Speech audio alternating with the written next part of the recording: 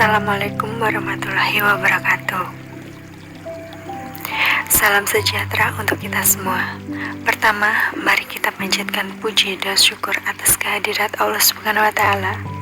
Karena atas rahmat dan izinnya sehingga kita masih diberikan kesehatan sampai hari ini. Kami ucapkan terima kasih kepada dosen kami dan teman-teman yang telah menyempatkan waktunya untuk menonton video presentasi dari kelompok kami. Perkenalkan, kami dari kelompok 7 teori akuntansi akan menyampaikan materi tentang pendapatan. Materi ini akan disampaikan oleh Serda Widya Prastiwi terlebih dahulu, kemudian dilanjutkan oleh Intan Febriana dan Memang Ayu Deswana. Nah, masalah teoritis pendapatan. Yang pertama mengenai definisi atau pengertian. Apa sih karakteristik yang harus dipenuhi sehingga jumlah itu dapat disebut sebagai pendapatan? Kemudian pengakuan. Apa sih kriteria pengakuan itu? Apa yang harus dipenuhi agar suatu objek yang memenuhi definisi pendapatan dapat diakui?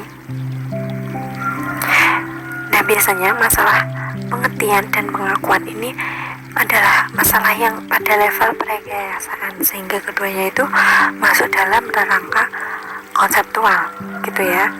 Kemudian untuk saat pengakuan itu apa kaidah pengakuan, kapan kriteria pengakuan pendapatan itu terpenuhi, atau peristiwa atau kejadian apa menandai bahwa kriteria pengakuan itu telah dipenuhi. Biasanya pada saat pengakuan ini adalah masalah kebijakan pada level penyusunan standar, yang artinya atas dasar konsep pengakuan yang ditetapkan dalam rangka konseptual, penyusunan standar itu menentukan pilihan untuk menggunakan saat pengakuan pendapatan tertentu untuk jenis perusahaan tertentu. Kemudian prosedur pengakuan. Kejadian apa sih atau kegiatan apa yang dapat dilakukan untuk memicu pencatatan jumlah rupiah pendapatan ke dalam sistem akuntansi? Biasanya itu prosedur pengakuan ini adalah masalah teknis pembukuan di tingkat perusahaan yang mana diwujudkan dalam kebijakan akuntansi perusahaan.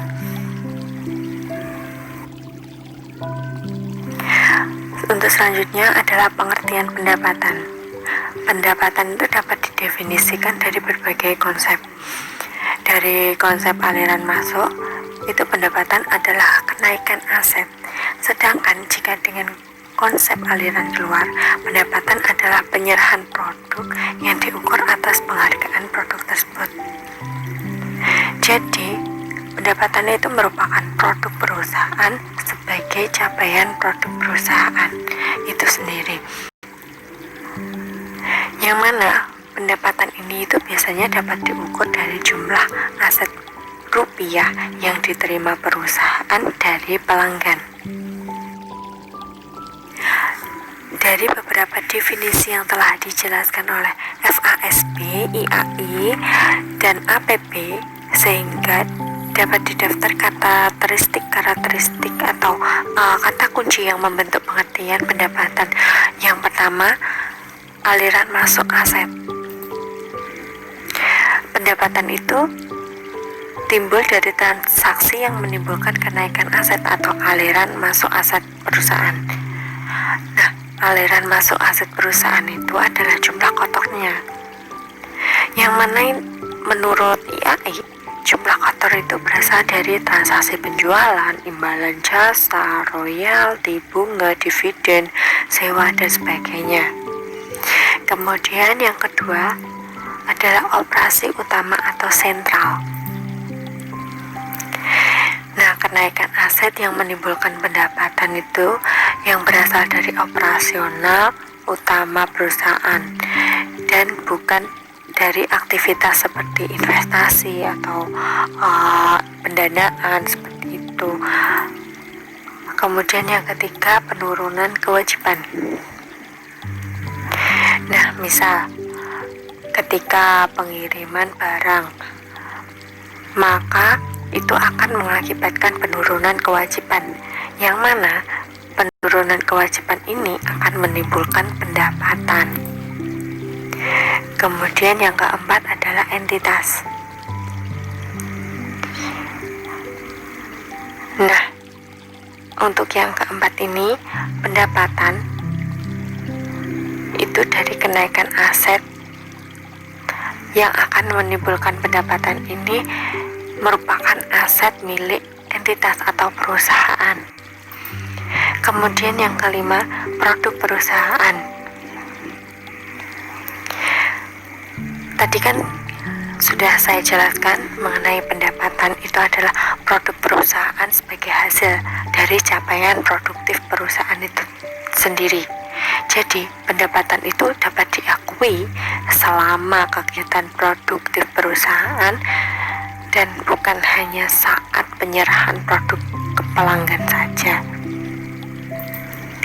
Kemudian, yang keenam, pertukaran produk.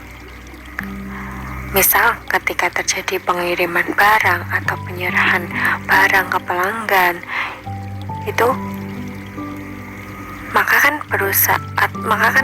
pelanggan akan memberikan timbal baliknya dengan membayar sejumlah nominal rupiah kepada perusahaan tersebut. Kemudian yang ketujuh, menyandang beberapa nama. Nah, untuk jenis perusahaan yang berbeda itu biasanya istilah pendapatan juga akan berbeda. Kemudian yang ke-8 itu kenaikan ekuitas. Nah, selain menimbulkan kenaikan aset, pendapatan itu juga dapat menimbulkan kenaikan ekuitas atau aset bersih. Selanjutnya, kenaikan aset. Nah, untuk dapat menyatakan bahwa pendapatan itu ada atau timbul, itu harus terjadi transaksi atau kejadian yang menaikkan aset itu sendiri atau menimbulkan aliran masuk aset. Biasanya itu tidak ada batasan bahwa aset itu harus berupa kas atau alat liquid lainnya seperti itu. Tetapi tidak semua kenaikan aset itu dapat menimbulkan pendapatan ya. Nah, Patton dan Littleton itu menyebutkan bahwa aset dapat bertambah karena berbagai transaksi kejadian atau keadaan sebagai berikut. Yang pertama, transaksi pendanaan yang berasal dari kreditor dan investor. Kemudian yang kedua, laba yang berasal dari kegiatan investasi, misalnya penjualan aset tetap, surat berharga, segmen bisnis, dan anak perusahaan. Kemudian yang ketiga adalah hadiah, donasi, atau temuan. Kemudian yang keempat, revaluasi aset yang telah ada. Kemudian yang kelima, penyediaan dan atau penyerahan produk baik barang atau jasa. Nah, untuk disebut sebagai pendapatan, aliran aset masuk itu harus jumlah rupiah kotor. FASB itu juga mengisyaratkan jumlah kotor dengan menyatakan bahwa pendapatan itu adalah jumlah rupiah yang datang dari penyerahan produk atau pelaksanaan jasa. Kemudian IAI juga menunjukkan jumlah kotor dengan menyebutkan bahwa jumlah rupiah pendapatan dapat berupa penjualan, imbalan jasa, bunga, dividen, royalitas, dan sewa, dan sebagainya. Nah, pada pendefinisian pendapatan sebagai kenaikan aset ini, itu menggunakan konsep aliran masuk atau inflow concept of revenue. Nah, konsep ini mempunyai kelemahan karena pendapatan itu dianggap baru ada setelah transaksi penjualan terjadi. Yang mana dengan kata lain, pendapatan itu timbul karena adanya peristiwa atau transaksi pada saat tertentu dan bukan karena proses atau selama suatu periode. Nah, untuk kelemahan lainnya, pada definisi ini dapat mengacaukan pengukuran dan penentuan saat pengakuan dengan proses penciptaan pendapatan atau revenue generating process. Selanjutnya, operasi utama berlanjut. Pengertian operasi utama dalam hal ini itu lebih dikaitkan dengan tujuan utama perusahaan, yaitu menghasilkan produk atau jasa untuk mendatangkan laba dan bukan untuk membatasi jenis produk menjadi produk utama atau produk samping, seperti itu. Kemudian selanjutnya adalah penurunan kewajiban.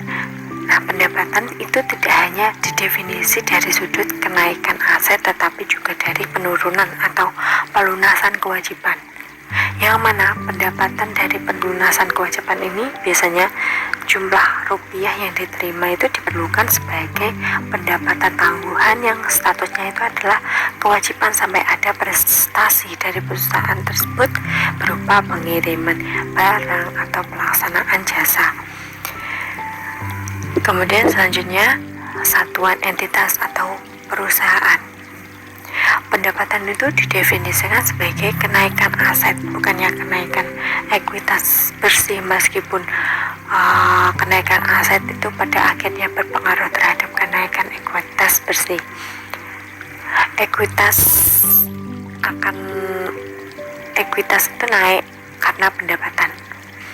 Jadi naiknya ekuitas itu adalah konsekuensi, bukan bersumber pendapatan, sehingga pendapatan itu tidak dapat didefinisi sebagai kenaikan ekuitas. Kemudian produk perusahaan. Nah, untuk definisi yang netral terhadap konsep aliran itu adalah definisi oleh Patton Littleton yang menyatakan bahwa pendapatan adalah produk perusahaan. Nah, pendapatan ini didefinisikan secara fisik, bukan moneter. Aliran aset dari pelanggan itu berfungsi hanya sebagai pengukur, tetapi bukan pendapatan itu sendiri. Nah, produk fisik yang dihasilkan oleh kegiatan usaha itulah yang merupakan pendapatan. Produk adalah capaian dari tiap kegiatan.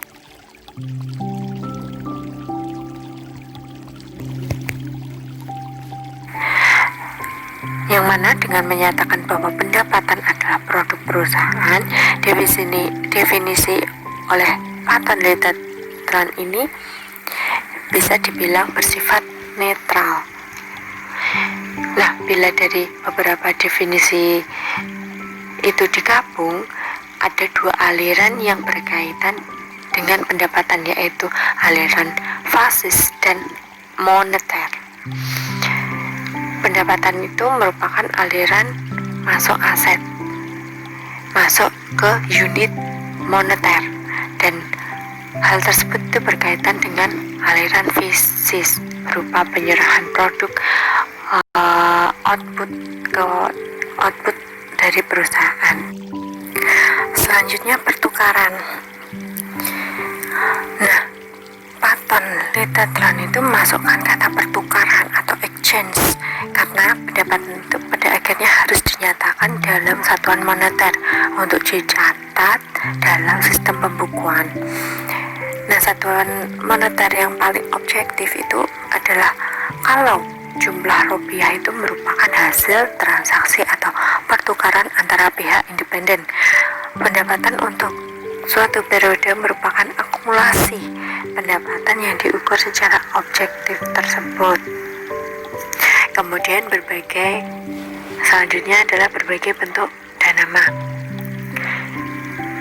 yang mana pendapatan itu adalah konsep yang bersifat genetik dan mencakupi semua pos dengan berbagai bentuk dan nama apapun. Untuk selanjutnya, untung, yang mana itu banyak argumen yang diajukan mengenai perlu apa tidak pendapatan itu dibedakan dengan untung. FASB itu sudah membatasi pengertian pendapatan itu hanya untuk kenaikan aset yang berkaitan dengan operasi utama atau operasi sentral. Sementara IAI dan APB itu tidak membedakan untung dan pendapatan, dan keduanya itu digabung dalam konsep penghasilan atau income. Seperti pendapatan, itu terdapat kata-kata kunci yang melekat pada pengertian untung adalah yang pertama, kenaikan ekuitas atau aset bersih, kemudian yang kedua, transaksi periferal atau insidental, kemudian yang ketiga, selain yang berupa pendapatan atau investasi oleh pemilik. Lalu FASB itu juga merinci lebih lanjut transaksi, kejadian atau keadaan yang menimbulkan untung menjadi 4 sumber atau 4 karakteristik, yaitu yang pertama, periferal dan insidental. Itu misalnya penjualan investasi dalam surat-surat berharga, penjualan aset tetap, pelunasan hutang obligasi sebelum jatuh tempo, seperti itu. Kemudian yang kedua itu transfer non timbal balik dengan pihak lain, misalnya hadiah dan donasi, dan penerimaan ganti rugi pemenangan tuntutan perkara hukum. Kemudian yang ketiga, penahanan aset, misalnya kenaikan harga sekuritas investasi, kenaikan nilai tukar valuta asing, dan kenaikan hasil penahanan kesediaan. Kemudian yang keempat, faktor lingkungan, misalnya ganti rugi asuransi musibah bencana alam yang melebihi kos aset yang rusak. Selanjutnya, pengakuan pendapatan. Pengakuan itu adalah pencatatan jumlah rupiah secara resmi ke dalam sistem akuntansi sehingga jumlah tersebut itu terrefleksi dalam statement keuangan. Pengertian atau definisi pendapatan itu sebenarnya juga harus dipisahkan dengan pengukuran pendapatan. Dengan demikian, suatu jumlah yang memenuhi definisi pendapatan itu tidak dengan sendirinya jumlah tersebut diakui, dicatat secara resmi sebagai pendapatan. Pengakuan pendapatan itu tidak boleh menyimpang dari landasan konseptual. Maka secara konseptual pendapatan itu hanya dapat diakui kalau memenuhi kualitas keterukuran dan keterandalan, yang mana kualitas tersebut itu harus dioperasionalkan dalam bentuk kriteria pengakuan pendapatan. Sebagai produk perusahaan, kriteria keterukuran berkaitan dengan masalah berapa jumlah rupiah produk tersebut, dan kriteria keterandalan berkaitan dengan masalah apakah jumlah tersebut itu objektif serta dapat diuji kebenarannya. Yang mana kedua kriteria itu harus dipenuhi untuk pengakuan pendapatan. Pendapatan itu yang diukur dengan jumlah penghargaan sepakatan produk yang terjual baru akan menjadi pendapatan yang sepenuhnya itu setelah produk selesai diproduksi dan penjualan itu benar-benar terjadi. Yang mana dengan kata lain, pendapatan itu belum terrealisasi sebelum terjadinya penjualan transfer produk yang nyata ke pihak lain. Sebaliknya, ketika terjadi kontrak penjualan, belum cukup untuk menandai eksistensi pendapatan sebelum barang atau jasa itu sudah cukup selesai dikerjakan atau diserahkan kepada pelanggan.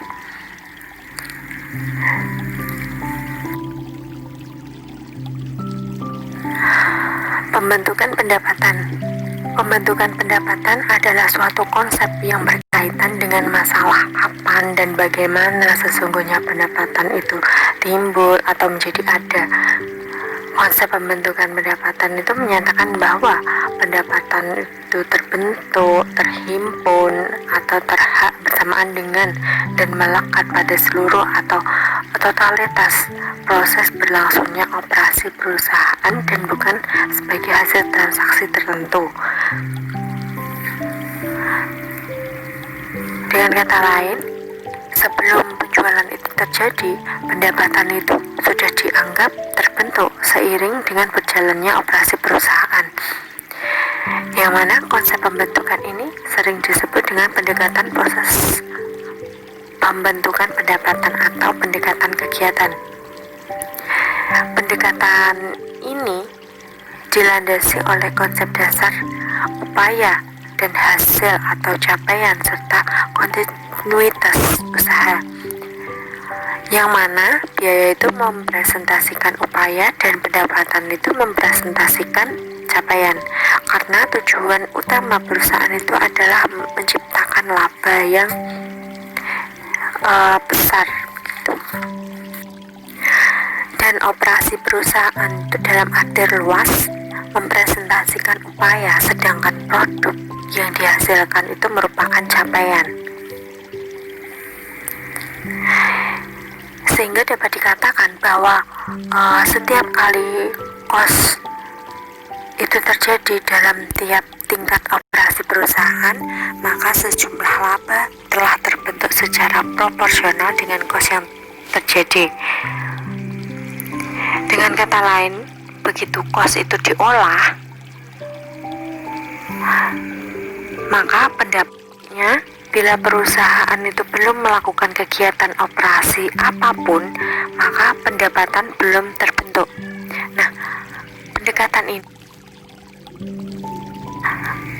ini juga dilandasi oleh konsep homogenitas cost, yaitu bahwa semua tahap kegiatan atau unsur di dalamnya yang dipresentasi oleh cost mempunyai kedudukan atau arti penting yang sama dalam menghasilkan pendapatan. Selanjutnya, saya akan menjelaskan mengenai realisasi pendapatan. Pendapatan baru dapat dikatakan terjadi atau terbentuk pada saat terjadi kesepakatan atau kontrak dengan pihak independen atau pembeli untuk membayar produk, baik produk telah selesai dan diserahkan ataupun belum dibuat sama sekali. Konsep realisasi lebih berkaitan dengan masalah pengukuran pendapatan secara objektif dan lebih bersifat kriteria pengakuan daripada bersifat makna pendapatan.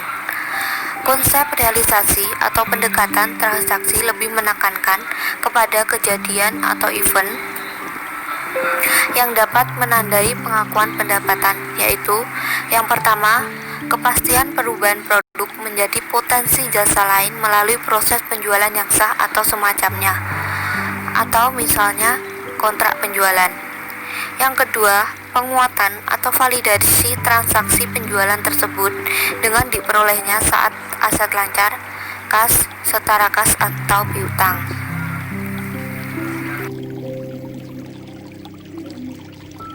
Selanjutnya, kriteria pengakuan pendapatan. Ada dua kriteria pengakuan pendapatan. Yang pertama, terrealisasi atau cukup pasti terrealisasi. Pendapatan dapat dikatakan telah terrealisasi bila mana produk atau barang atau jasa, barang dagangan atau aset lain telah terjual atau ditukarkan dengan kas atau klaim atas kas. Yang kedua, terbentuk atau terhak. Pendapatan dapat dikatakan telah terbentuk bila mana perusahaan telah melakukan secara substansial kegiatan yang harus dilakukan untuk dapat menghaki manfaat atau nilai yang melekat. Kedua kriteria harus dipenuhi walaupun bobot atau kekritisan untuk keduanya berbeda untuk situasi yang berbeda. Selanjutnya, saat pengakuan pendapatan, terdapat 5 kapan terjadinya pengakuan pendapatan. Yang pertama, pada saat kontrak penjualan. Yang kedua, selama proses produksi secara bertahap. Yang ketiga, pada saat produksi selesai. Yang keempat, pada saat penjualan. Yang kelima, saat kas terkumpul. Selanjutnya, masalah pengakuan selama proses produksi. Terdapat 3 masalah pengakuan selama proses produksi. Yang pertama, akresi. Berkaitan dengan pengakuan pendapatan sebagai fungsi kegiatan produksi adalah masalah akresi, yaitu pertambahan nilai akibat pertumbuhan fisik atau proses alamiah lainnya. Akresi memenuhi pengertian pendapatan karena aset telah bertambah dan banyak tambahan fisik tersebut dapat ditentukan secara objektif.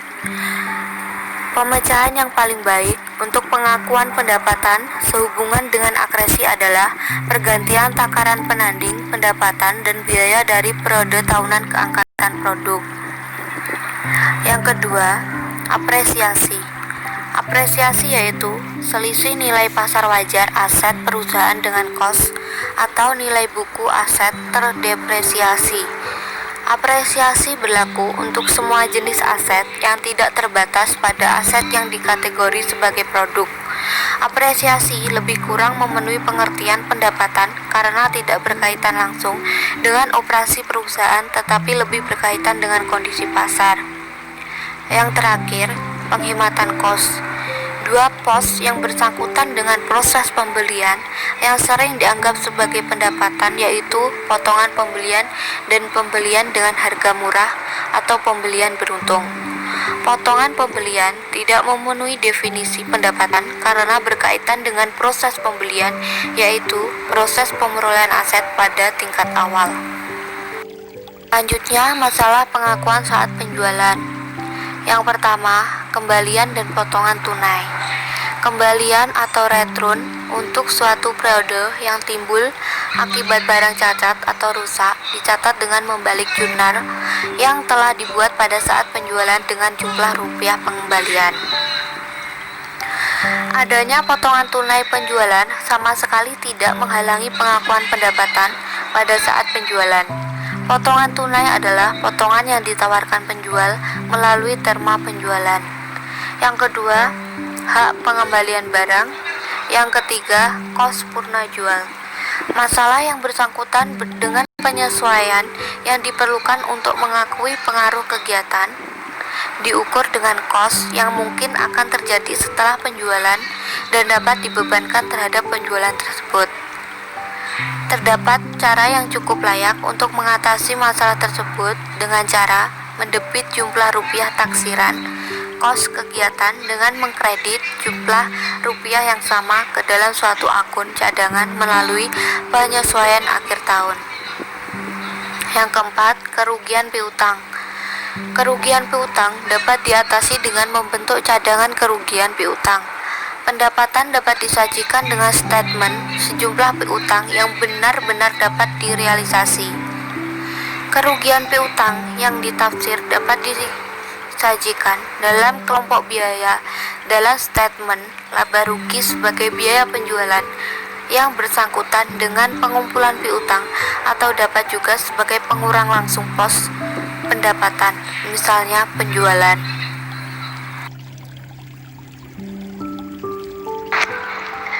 Materi selanjutnya yaitu kos purna jual. Prosedur yang umum dilakukan untuk mengantisipasi kos semacam itu adalah mendebit jumlah rupiah taksiran kos kegiatan dan mengkredit jumlah rupiah yang sama ke dalam suatu akun cadangan melalui penyesuaian akhir tahun. Dari segi konsep penandingan, penyesuaian semacam itu merupakan suatu langkah yang cukup masuk akal dalam upaya menandingkan pendapatan dan biaya yang tepat untuk periode tertentu.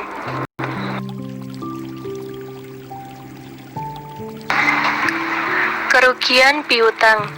Keberatan lain terhadap dasar penjualan adalah pendapatan yang menyatakan bahwa piutang bukanlah merupakan bukti yang efektif terhadap realisasi pendapatan. Alasannya, piutang tersebut bukan merupakan sarana atau medium yang dapat digunakan sebagai alat pembayaran, sehingga sangat kurang tepat digunakan sebagai pengukur pendapatan. Meskipun pendapatan ini cukup beralasan, seperti juga pada masalah kos pasca jual, keberatan ini tidak mempengaruhi validitas penjualan sebagai dasar pengakuan pendapatan. Piutang dagang dan piutang wesel benar-benar merupakan aset yang diperoleh perusahaan dari kegiatan usaha dan merupakan kekayaan yang sah dari segi yuridis. Lagi pula, sebagai ketentuan umum, aset baru tersebut cukup liquid dan dalam keadaan tertentu dapat dijadikan sumber dana melalui proses penggadaian atau pendiskunan. Jadi, tidak mengakui bahwa penjualan kredit dapat mengukur pendapatan sama saja dengan tidak mengakui adanya pos aset lancar penting dan sah sebagai bagian dari kelompok aset perusahaan. Juga, dalam hal perusahaan jasa, sama saja dengan tidak mengakui bahwa penyerahan jasa merupakan suatu peristiwa yang menandai perubahan keuangan perusahaan secara nyata dan objektif. Transaksi penjualan. Melalui PSAK nomor 23, IAI membuat ketentuan untuk dapat mengakui pendapatan dari penjualan barang sebagai berikut.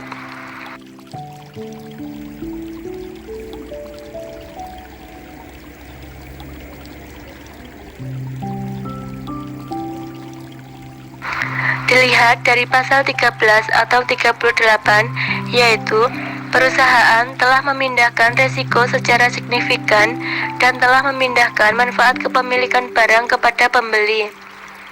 Perusahaan tidak lagi mengelola atau melakukan pengendalian efektif atas barang yang dijual.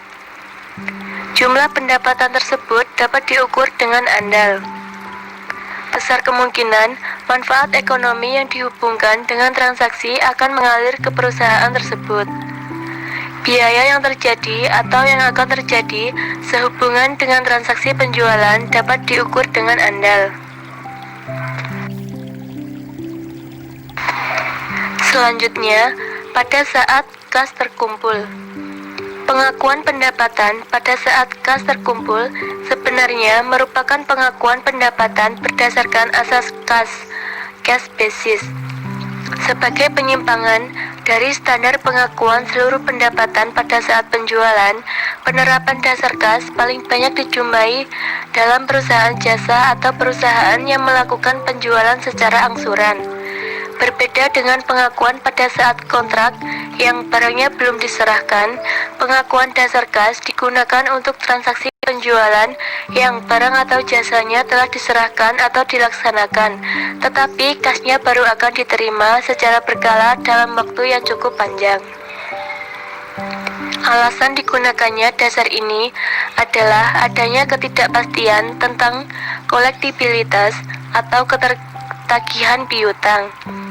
Dengan cara ini, pendapatan diakui sejumlah kas yang diterima pada saat kas diterima atau terkumpul sampai akhir periode, dan baru kemudian menentukan biaya yang berkaitan dengan pendapatan dasar kas tersebut. Dalam pernyataan yang sama, IAI juga menetapkan syarat-syarat untuk mengakui pendapatan dari penjualan jasa serta pendapatan dari bunga, royalti, dan dividen. Untuk membedakan istilah pendapatan atau penjualan tunai dengan pendapatan sebesar kas yang telah diterima, jasa dikonsumsi dalam jangka pendek. Dalam hal perusahaan jasa, kalau satuan jasa yang diserahkan berupa suatu tindakan atau penyediaan jasa lain dalam bentuk tertentu yang dilakukan dalam waktu yang relatif pendek, seperti perusahaan angkutan atau bioskop, maka saat penerimaan kas dari konsumen atau pelanggan biasanya terjadi hampir bersamaan dengan saat penyerahan jasa. Ini berarti bahwa saat penyerahan jasa atau saat penerimaan kas, keduanya dapat dijadikan pengujian untuk dasar pengukuran dan pengakuan pendapatan. Yang kedua, jasa dikonsumsi dalam jangka panjang. Di lain pihak, apabila jasa yang diberikan adalah kompleks dan baru akan selesai dalam periode yang relatif panjang, seperti halnya perusahaan penyewaan ruang atau bangunan, maka besar kemungkinan akan terjadi perbedaan yang sangat mencolok antara jumlah rupiah pendapatan yang diakui dalam suatu periode atas dasar penyerahan jasa dan jumlah rupiah pendapatannya diakui dalam periode yang sama atas dasar penerimaan kas. Yang menjadi masalah dalam kondisi semacam ini adalah apakah dasar kas lebih baik daripada dasar penjualan penyerahan jasa. Selanjutnya, saat pengakuan penjualan jasa, HICPA memberikan kaidah pengakuan umum untuk penjualan jasa sebagai berikut. Yang pertama, kalau pemberian jasa atau performance terdiri atas pelaksanaan satu pekerjaan atau tindakan, pendapatan harus diakui pada saat pekerjaan tersebut telah dilakukan. Yang kedua, kalau pemberian jasa terdiri atas pelaksanaan serangkaian pekerjaan atau tindakan secara bertahap, pendapatan harus diakui selama periode pelaksanaan pekerjaan secara proporsional. Yang ketiga, kalau terdapat tingkat ketidakpastian yang tinggi berkenaan dengan ketertagihan atau kolektibilitas pendapatan jasa, pendapatan baru diakui setelah kas terkumpul. Materi selanjutnya, pedoman pengakuan pendapatan. Yang pertama, kriteria terbentuk dan terrealisasi biasanya dipenuhi pada saat produk atau barang dagang diserahkan atau jasa diberikan kepada konsumen. Kontrak penjualan atau penerimaan kas jika mendahului produksi dan pengiriman, maka pendapatan dapat diakui pada saat pengiriman. Kalau produk dikontrak sebelum diproduksi, pendapatan dapat diakui secara bertahap dengan metode presentase. Kalau jasa diberikan atau hak untuk menggunakan aset berlangsung secara menerus selama satuan periode. Kalau produk atau aset lain dapat segera terrealisasi karena dapat dijual dengan harga yang cukup pasti tanpa biaya tambahan. Kalau produk, jasa, atau aset lain ditukarkan dengan aset non-moneter yang tidak segera dapat dikonversi menjadi kas, pendapatan atau untung rugi dapat diakui pada saat transaksi telah selesai. Yang terakhir, kalau ketertagihan kolektibilitas aset yang diterima untuk produk, jasa, atau aset lain meragukan, pendapatan dapat diakui atas dasar kas yang terkumpul. Baik, untuk kesimpulannya, materi pendapatan ini, teori tentang pendapatan menyangkut masalah definisi pengakuan, saat pengakuan, dan prosedur pengakuan. Pendapatan dapat didefinisi dari beberapa konsep. Dengan konsep aliran masuk, pendapatan adalah kenaikan aset, dan dari konsep aliran keluar, pendapatan adalah penyerahan produk yang diukur atas dasar penghargaan produk tersebut. Secara netral, pendapatan adalah produk perusahaan sebagai hasil dari upaya produktif. Pendapatan diukur dengan jumlah rupiah aset baru yang diterima dari pelanggan.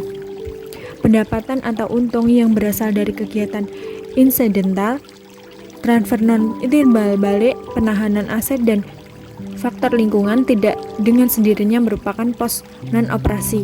Untuk dapat diakui, pendapatan itu harus terrealisasi dan terbentuk.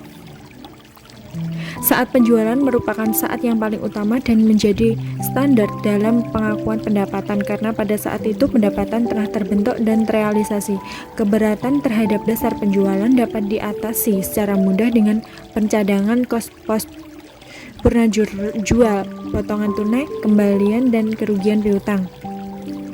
Pada saat kontrak, pendapatan tidak dapat diakui karena belum terjadi pembentukan pendapatan dengan konsep homogenitas kos serta upaya dan hasil. Pendapatan dapat diakui atas dasar tingkat selesainya produksi bila periode dipertahankan sebagai takaran pengukuran laba.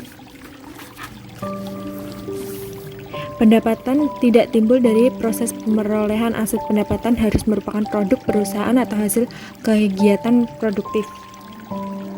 Potongan tunai dan keringanan yang terjadi dalam pembelian barang atau jasa bukanlah merupakan pendapatan, melainkan merupakan pengurangan kos atau penghematan kos aset yang diperoleh.